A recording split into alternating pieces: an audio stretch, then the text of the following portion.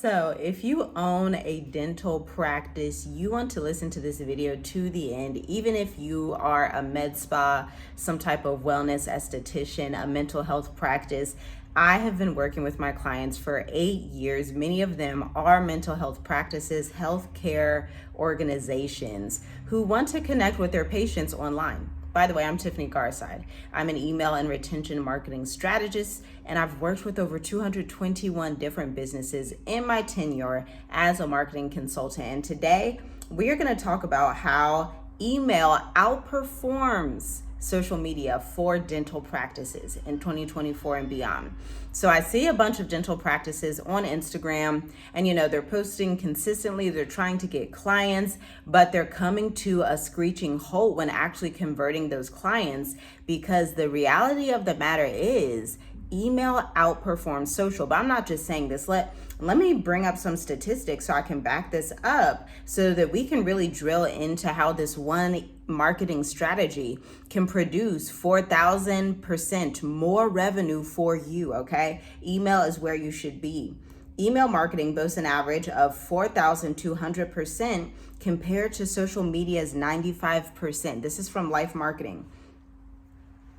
You can literally see it right here. I'm not making this up. So the logical question should be, why is my practice not leveraging email marketing? Okay, that's 4,200% ROI compared to social media, compared to your Facebook, your Instagram profile. If you've been like, oh, I want to try and get on TikTok because it seems like the trendy thing to do, the logical question right now is, why are you not leveraging email more?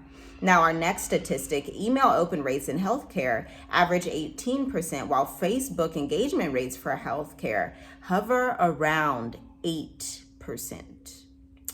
So would you rather have 18% or 8%? 18% or 8%?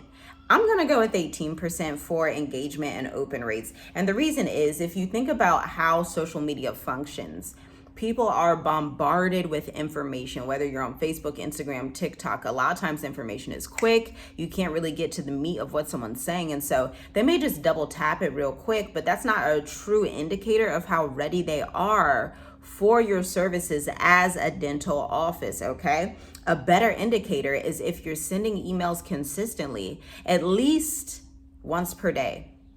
If you're sending emails consistently and then you see your open rates for a certain subject line, let's say you're doing a series on how children can have stronger teeth or how they can avoid having unhealthy teeth through eating too many candies and sugars and pops. If you're doing a series like that, that's going to be a better indicator of how ready your audience is to step into your dental clinic or your dental office, okay? Now, the next statistic, personalized email content leads to 6% higher transaction rates. And I know you're automatically thinking, okay, as a dental firm, how do I personalize my interactions? One, you can use the name tag so that the audience literally sees their name when you send them an email. Two, this is where the psychographics of marketing comes in, where you actually don't want to just focus on demographics. You don't want your content to just be ChatGPT written. I want you to listen to your patients while they're in the chair, listen to the questions they ask, listen to what they say at reception, listen to these conversations. And these questions and these conversations can then be made into content, behind the scenes email content that gives a little more nuance into your business, right? That behind the scenes content, these real life conversations you have with clients, these testimonies that you share via email at least once a day, that helps to drive the point home of, oh, this is the right dental practice for me. So then your dental clinic goes from having just a few clients to now you have people just flooding through your doorsteps in a matter of just weeks because you're using email marketing strategically, okay? And all of this is coming from a blog that I wrote. I will leave the blog down below so that you can take a look at it as well. Now, these numbers are insane, right? They're crazy. And I want you to remember that customer service begins with marketing and patient satisfaction happens via email before they ever get to your waiting room. This is how you promote longevity and retention in your dental marketing practice, okay? Because that's key. If you want to survive and thrive in 2025, you're going to want to step off of social as much Use social media as an engine to drive traffic to your free resource, your free consultations, and then most of your efforts, most of your energy needs to be put into email marketing, okay? So your audience also receives direct access to you, and you receive direct access to your patients through their inbox. And so they feel like it's a more incubated setting. It's not like TikTok, it's not like Instagram where they're just getting bombarded and flooded. In this incubated setting, they can really start to learn your brand and trust you and start to ask questions. Maybe they have some fears. They're like, oh man, I haven't been to a dentist in years. Or maybe they're thinking, do I even need to get this cleaning every 6 months? That's where you're coming in daily to help reshape their mindset around their dental hygiene, right? This is something that has to be done. You have to educate your audience before they're ready to make that transaction with you, before they feel like they can trust you enough. The education is key, and you know that as someone who went to dental school and obtained your certifications and your degrees, right? Education is pivotal in marketing. And if you just replace the word marketing, you should just put education there, because education logically leads to the next step, which is getting patient enrollments, okay? And so this is how you build those long-term relationships, okay?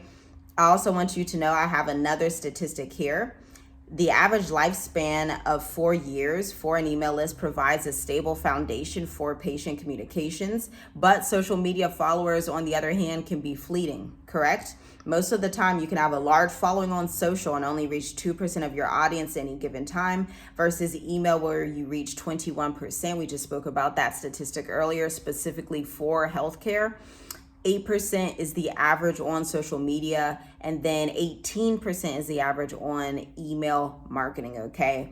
And that's the average engagement rate. That's not even the average follower ratio to how many followers can see your content. Because at any given time, depending if you're on Facebook or Instagram, only a fraction of your followers are even able to see your content. Then they draw that 18% from that smaller amount of people that's engaging with your brand on a regular basis, okay? Versus email, where the average is just 18 to 21%. Just that's it, because you don't have all of those intricacies involved in email. Now with email marketing, the intricacy that you will face, you will have to deal with privacy. You'll have to deal with these control settings. You'll have to deal with security. And the best way to do that is to have a free resource, a free lead magnet. It can be a free demo call to work with you, but ideally it should be something like a checklist or an ebook that your client, your patient can download, especially if you're targeting things that they're afraid of, so that you can help them overcome these objections they have to working with you. And so you could write an ebook that's called 13 Reasons You Shouldn't Be Afraid of Your Dentist, to help calm them down, help them feel this calming effect. You're giving them tips. Once they receive that ebook and they opt into your email list, you have the legal credibility and authority and ability to email them. So you're not just scraping emails from random places. You're not stealing people's email addresses. You have to do the work to actually create some kind of free resource, a lead magnet, an ebook.